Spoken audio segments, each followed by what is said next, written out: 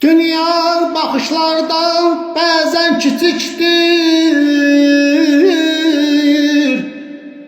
Dünya bakışlardan bazen küçüktür.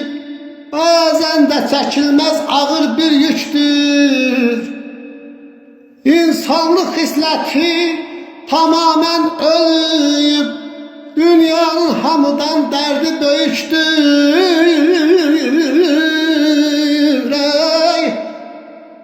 Her bir taraftan çekip çevirir. Ay aman, ay aman, ay aman.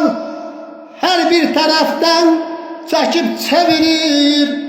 Taht tacı bir anda yıkıp devirir. Tamah o kadardır, gözleri doymur. İllerin zahmetin göğe savurur. Yaradan beşeri halk edip bize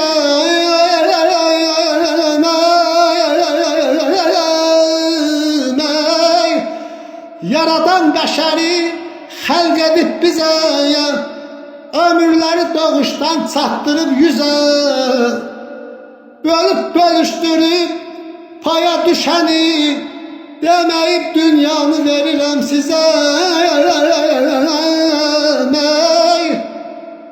Dünyada nankörlük boşalıp gelir.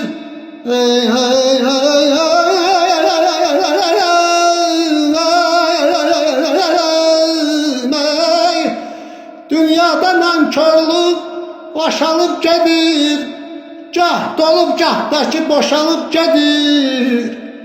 Bu dünya fanidir anlayan olsa, bu dünya fanidir anlayan olsa, nizam terazide haksızlık edir.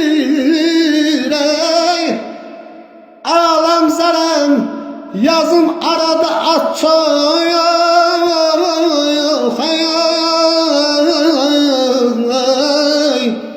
Alam zaram yazım arada at çok. Rabbim yaradıbdır gözü könlü tok. Hökmüyle dünyanı mənim sahiblər, hökmüyle dünyanı mənim sahiblər. Bazı insanlarda ya bundan əsər yox. Ay ay ay ay ay.